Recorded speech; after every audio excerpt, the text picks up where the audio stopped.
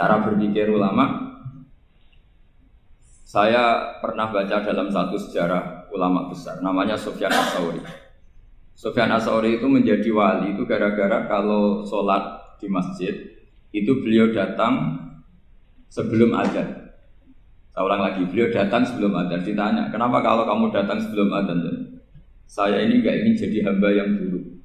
Hamba yang buruk atau pembantu yang buruk adalah setempe nunggu dipanggil.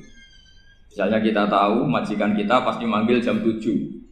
Kemudian jam 7 itu Anda masih ngopi, masih tata-tata, itu kan tidak menghormati majikan. Harusnya kamu setempe di jam yang saat itu pasti majikan Anda memanggil. Kata beliau, saya tidak ingin seperti pembantu yang buruk. Datang nunggu apa? Dipanggil. Jadi itu ada beberapa spirit atau inspirasi dari aturan-aturan mahabbah. Sebab itu ketika Allah kritik orang munafik, wa idza qamu ila sholati qamu kusala, ketika dipanggil sholat mereka datang bermalas-malasan. Karena ada cintanya sama Allah, maka datang berlambat-lambat. Nah, berarti kalau ekspresi cinta mengharuskan kita datang bercepat. Makanya dalam istilah lain di Quran ini termasuk balaghatul Quran. Di juz 25 itu istilah menuju Allah itu fafirru ilallah. Kita tahu firar itu maknanya lari apa jalan biasa? Lari. Jadi untuk mengekspresikan mahabbah kita, kangen kita pada Allah, cara bahasa Arab isyak kita, berontok kita sama Allah, tidak diistilahkan jalan tapi fafirru ilallah, harus bergegas berlari. Begitu seterusnya.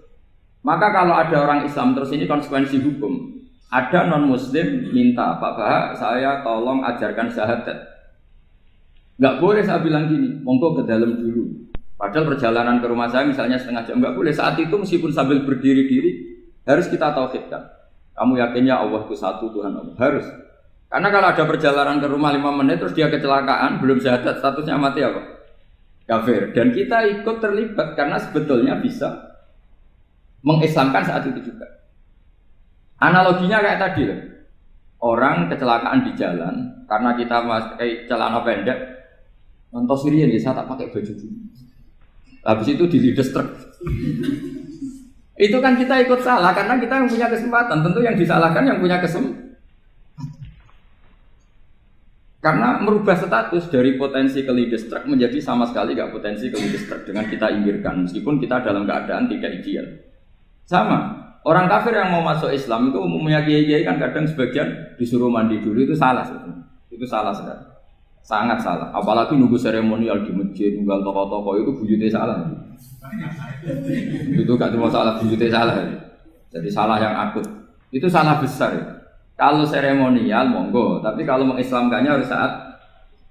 Apalagi seremonial seminggu lagi nunggu tokoh terkenal, nunggu di syuting dulu, wah itu perilaku so itu bukan mengislamkan itu.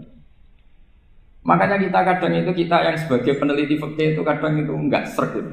Masa mau Islam nunggu di masjid dulu, di syuting dan tokoh-tokoh itu salah. Itu sama dia kamu lihat orang kecelakaan mau menyelamatkan ada wartawan enggak? Minta di syuting dulu sedang mati ini. Jadi kita normal saja dalam Islam, sesuatu yang mendesak, yang emergensi ya perlakuannya harus cepat. Sehingga dibabkan faslun fil musaroah ila nusifid fitina. Jadi ada beberapa contoh di Quran memang aturannya seperti ini. Makanya semua redaksi Quran tentang menuju Allah diredaksikan fafirru.